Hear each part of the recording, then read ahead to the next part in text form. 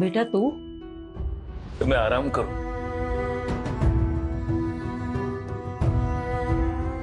પણ આ બધું તમારે રાત્રે શેક કરવો જોઈએ. એનાથી બે ફાયદા થશે. એક તો તમારા મસલ્સને રિલેક્સેશન મળશે અને શિયાળામાં રાહત પણ થશે. મને માફ કરી દે દીકરા. કેમ તમે માફી માંગો છો?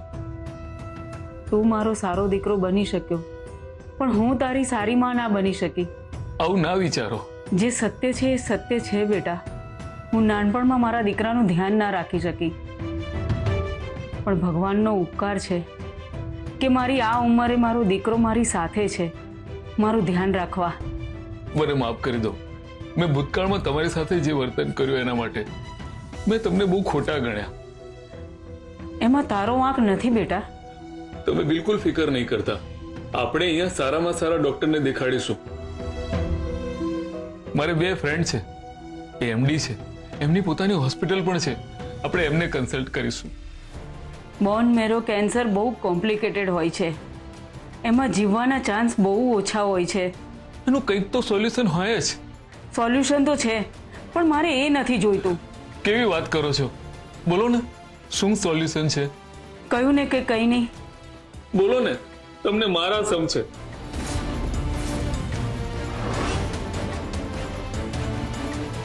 બોન મેરો કેન્સરમાં જો સ્ટેમ સેલ ટ્રાન્સપ્લાન્ટ થાય ને તો ક્યોર થઈ શકે છે. તમે જરાય ચિંતા નહીં કરતા. હું આખી દુનિયા ફરી વળીશ, પણ તમારા માટે સ્ટેમ સેલ શોધી લાવીશ. હું તમને કંઈ નહીં થવા દઉં.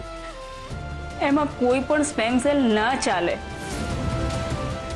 એનું ડીએનએ સેમ હોવું જોઈએ.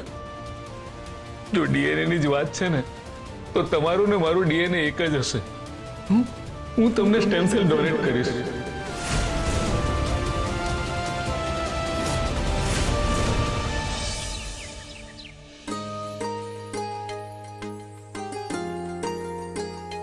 અરે ધ્વનિત, ક્યાં જાય છે બેટા?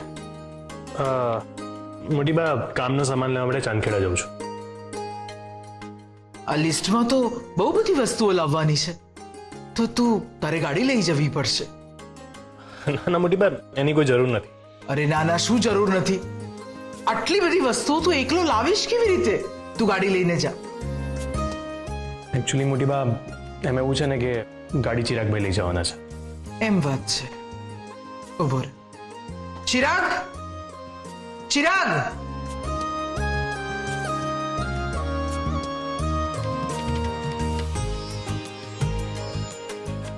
બોલો ને મોટી બા. ચિરાગ, ધ્વનિત ચાંદખેડા જઈ રહ્યો છે અને બહુ બધો સામાન લાવવાનો છે, તો ગાડી આપીશ? પછી જોઈએ તો એ પેઢી પર મૂકી જશે. તે મને ડાયરેક્ટ કીધું હોત તો હું તને ન આપે.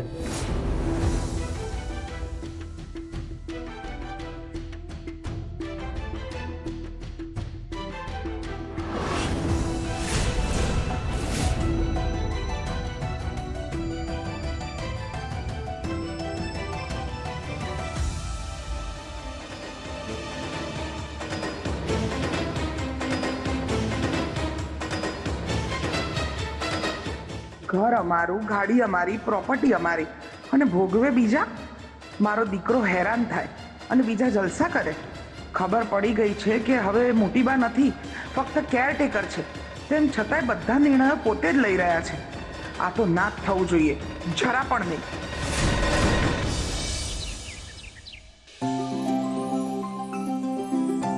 જય શ્રી કૃષ્ણ મનુભાઈ. બેસો બેસો બેસો.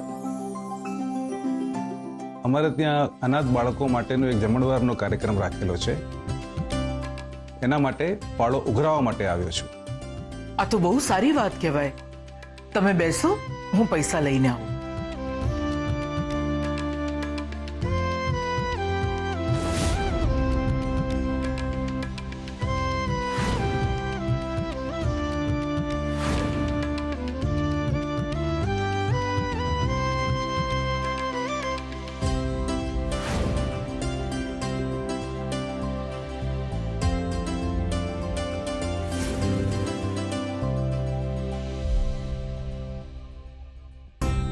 કેમ છો?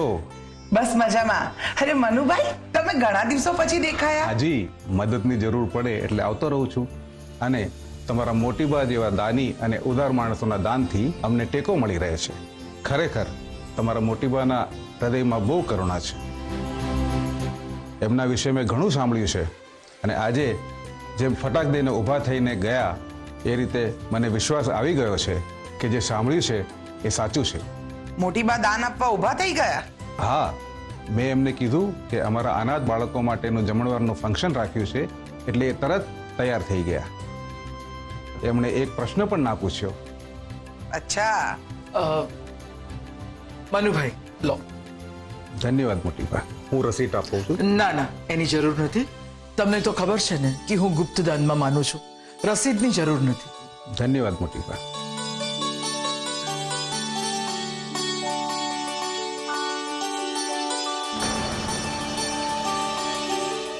આ તમે શું કર્યું? તમે જોયું નહીં મેં શું કર્યું? જરૂરિયાતમંદને મદદ કરી. કોને પૂછીને આટલા રૂપિયા આપ્યા? ના ના બેન, મારાથી ના થાય. ભાઈ તમે સમજો ને, બહુ જ અર્જન્ટ છે. હા, આમાં તો મારી નોકરી જોખમમાં મુકાઈ જાય. પ્લીઝ તમે પરિસ્થિતિ તો સમજો. આ કોઈના અસ્તિત્વનો પ્રશ્ન છે. તમારી બધી વાત સાચી છે. હું તમને ગેરકાયદેસર રીતે આ ફાઇલ આપી દઈશ, પછી મારી નોકરી પર જોખમ થઈ જશે. ના ના છો, એવું નહીં થાય. હું ફાઇલને લઈને નહીં જાઉં. તમે ફાઇલ આપજો, એમાંથી ડિટેલ્સ વાંચીને તમને ફાઇલ પાછી આપી દઈશ. આ 60 થી 65 વર્ષ જૂના રેકોર્ડ છે. આ કોમ્પ્યુટરમાં હોતા નથી. આ ફાઇલના ઢગલા થઈ ગયા છે અને શોધવામાં ટાઈમ લાગશે. હા તો વાંધો નહીં, જેટલી વાર લાગે એટલી હું રાહ જોવા માટે તૈયાર છું. પણ આ કોઈના અસ્તિત્વનો સવાલ છે. એના ઉપર પ્રશ્નાર્થ ઊભું થયું છે જે મારે દૂર કરવું છે. મારી પાસે બહુ સમય નથી. પ્લીઝ પ્લીઝ ભાઈ પ્લીઝ, હું તમને હાથ જોડીને રિક્વેસ્ટ કરું છું, મારી મદદ કરો પ્લીઝ. બેન, તમે સાચું કહો છો, પણ મારા હાથમાં નથી. હું પ્રયત્ન કરી શકું. પ્લીઝ મારે આજે ને આજે જે ફાઇલ જોઈએ છે, પ્લીઝ મારે આજે જ જોઈએ છે. અઘરું છે બેન, હું પ્રયત્ન કરીશ પણ વચન નથી આપતો. ઓકે, તમે પ્રયત્ન તો કરો. મારા માટે એટલું પણ બહુ છે. જેટલી વાર લાગે એટલી હું રાહ જોવા તૈયાર છું. હું અહીંયા જ રાહ જોઉં છું. બેન, તમે બહુ સારા ઘરના લાગો છો. આમ રસ્તા વચ્ચે બેસી જાઓ એ સારું ન લાગે. તમે 1-2 દિવસ પછી આવજો, હું તમારા માટે બનતા પ્રયત્નો કરીશ. અરે ભાઈ, એટલો ટાઈમ હોત તો બીજું જોઈતું શું હતું? જે ફાઇલ નહીં મળે ને તો મારા માટે બહુ જ મોટી પ્રોબ્લેમ ઊભી થઈ જશે. જ્યાં સુધી ફાઇલ નહીં મળે હું અહીંયા જ બેસીને રાહ જોઈશ.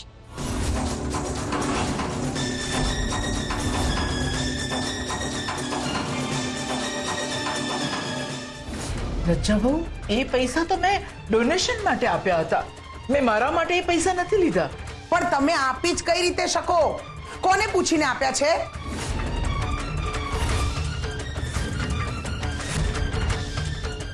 પણ મારે કેમ પૂછવાનું અને કોને પૂછવાનું? કારણ કે એ પૈસા પર તમારો અધિકાર નથી. તમે ભૂલી કેમ જાઓ છો કે તમે આ ઘરના માલિક નહીં પણ આ ઘરના કેરટેકર છો? અને બગીચાનો માળી એ ક્યારેય બગીચાનો માલિક ના બની શકે. શું થયું? અરે જુઓ ને, આમને રિયલાઇઝ જ નથી થતું કે આ ઘરના માલિક નથી, ખાલી કેરટેકર છે. અરે એક્સેપ્ટ જ કરવા તૈયાર નથી. બધું છતું થઈ ગયું છે તોય. લજ્જા ભાભી, સામે મોટી બા છે. આ રીતે ના બોલો તમે એમને. મીરા, હજી તારે આમના ગુણગાન ગાવા છે?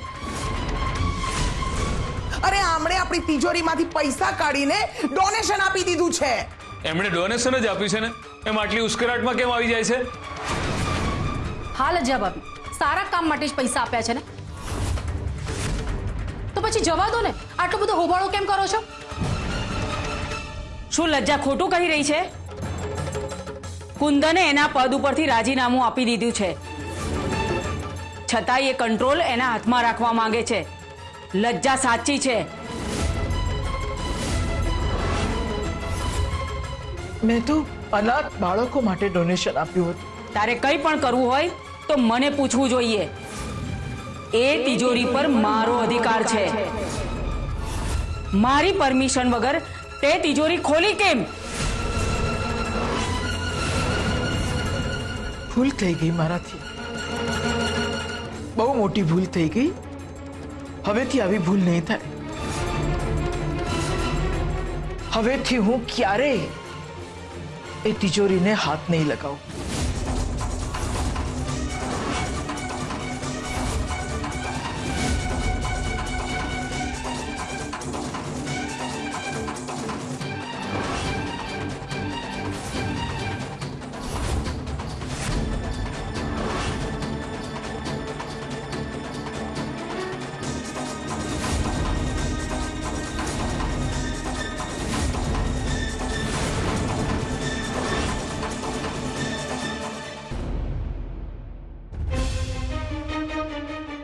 મોટી બા, તમે લજ્જા ભાભીની વાતનું ખરાબ નહીં લગાડતા. એમને તો બોલવાનું ભાન જ નથી. ના મીરા વહુ, મને એવું લાગે છે કે એમણે ફક્ત મને અરીસો બતાવ્યો છે. પણ આ વાતનું આટલું મોટું સ્વરૂપ એમણે નહોતું આપવું જોઈતું. કોઈ પણ પરિસ્થિતિમાં દરેક અલગ અલગ રીતે વર્તન કરે છે. એમને એવું ઠીક લાગ્યું તો એમણે એવું કર્યું. પણ ખાસ તમે ચંદન સાથે આ વાતની ચર્ચા નહીં કરતા. પણ કેમ મોટી બા? ઘરની વાત ઘરમાં જ સીમિત રહેવી જોઈએ. ઝવેરી પરિવારની આબરૂનો સવાલ છે. ઠીક છે, તમે કહો છો તો એમ જ કરીશ. સારી એવી પસ્તી ભેગી થઈ ગઈ છે. પસ્તીવાળાને બોલાવીને લાવો. આ બધા નિર્ણયો વસુંધરા લેશે. તમારે એમને પૂછવું જોઈએ. આના માટે પણ? હા, દરેક વાત માટે.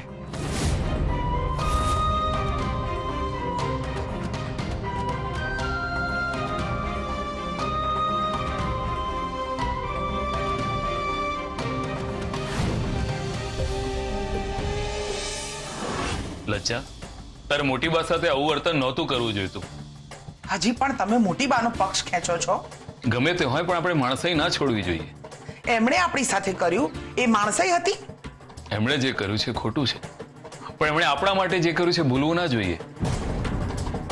મારો કહેવાનો મતલબ એ છે કે તું બધાની સામે એમને આ રીતે નીચા પાડી દે યોગ્ય ન કહેવાય.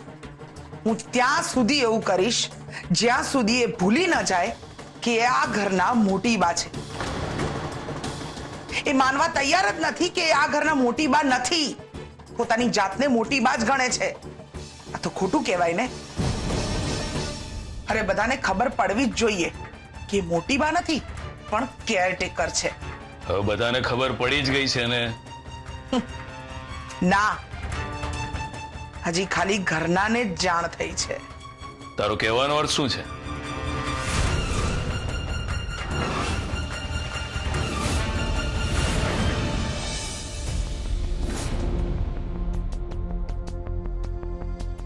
અરે મેડમ, તમે અહીંયા? તમને કેવી વાર લાગશે? અને મેં પણ તમને કહ્યું ને કે આ કોઈના અસ્તિત્વનો પ્રશ્ન છે. મારે આજે ને આજે જ આ ફાઇલ જોઈશે. જ્યાં સુધી ફાઇલ નહીં મળે હું રાહ જોવા તૈયાર છું. હું અહીંયા જ બેસીને રાહ જોઈશ.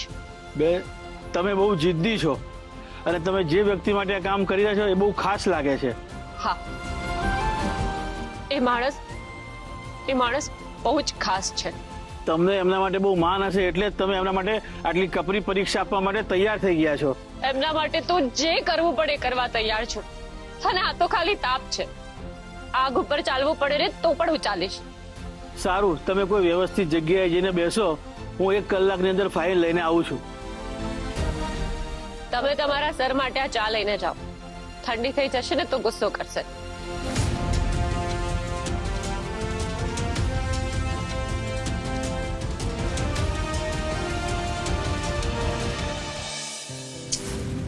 સમજાતું નથી શું કરું. સોશિયલ મીડિયા માર્કેટિંગ કરું કે પછી એઆઈ નો કોર્સ કરું.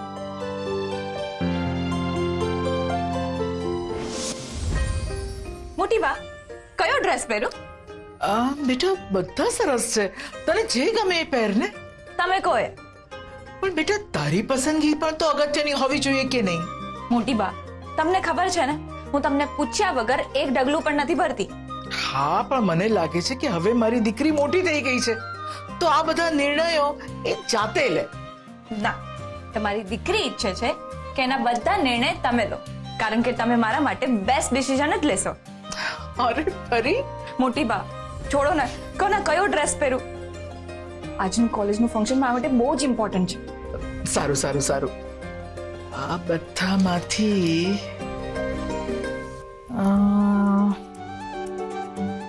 મને લાગે છે કે આ ડ્રેસ બરાબર છે. કેમ આજ? પરી, આપણે કયા સમયે કયા કપડાં પહેરીએ છીએ એના ઉપરથી આપણી આભા નક્કી થાય છે. હવે તે કહ્યું કે તારી કોલેજનું ફંક્શન છે તો મને આ બધામાં આ ડ્રેસ બરાબર લાગ્યો. તું કહેત કે મારે ઘરે કોઈ ફંક્શન છે, પૂજા છે, તો હું તને આ ડ્રેસ કહેત. પણ કોલેજ માટે હા એકદમ પરફેક્ટ છે આ. ઓકે મોટી બા. અને મોટી બા, હા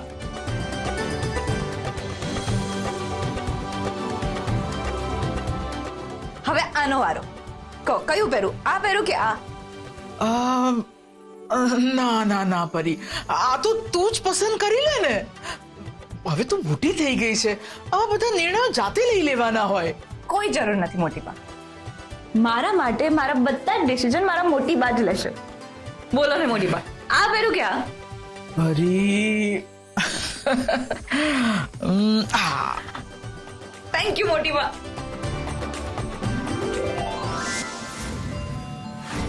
ઓકે બાય. યાર એટલો મહત્વનો નિર્ણય છે, શું કરું, કોને પૂછું? યસ, એક કામ કરું છું. એઆઈ ની વાત છે ને, તો વસુંધરા બાને જઈને પૂછું.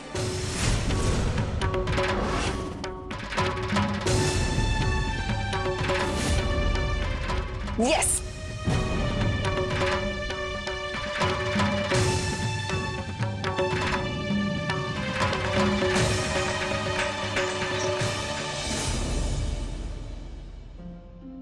અરે બેટા, આટલા મોટા ઓર્ડરની તો કલ્પના જ નહોતી. મને વિશ્વાસ હતો કે આ ઓર્ડર તો આપણને જ મળશે. પણ આટલો મોટો ઓર્ડર આપણે પૂરો તો કરી શકીશું ને? પપ્પા, તમને મારા ઉપર વિશ્વાસ નથી? અરે બેટા, કેવી વાત કરે છે. મને તારા પર પૂરેપૂરો ભરોસો છે. પોખરાજ અંકલ, ચા. અરે બેટા, આ ન્યૂઝપેપર પર ચા મૂકી દીધી. આ આજનું છાપું છે. સોરી.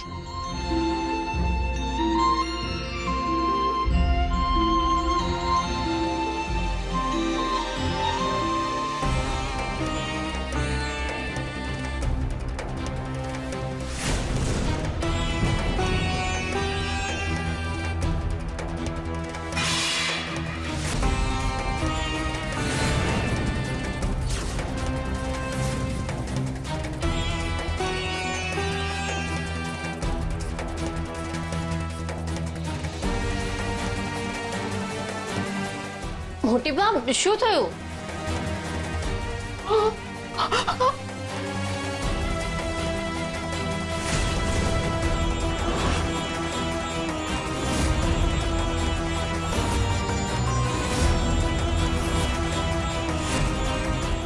કુંદન ઝવેરી કુંદન નિવાસની કેરટેકર છે. એને શેઠાણી સમજવાની ભૂલ ના કરતા.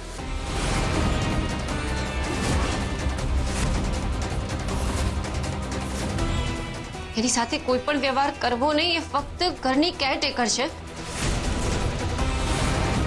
કોઈ પણ નિર્ણય લેવા માટે વસુંધરા ચંદ્રકાંત મકવાણાનો કે પછી પોખરાજ ઝવેરીનો સંપર્ક કરો.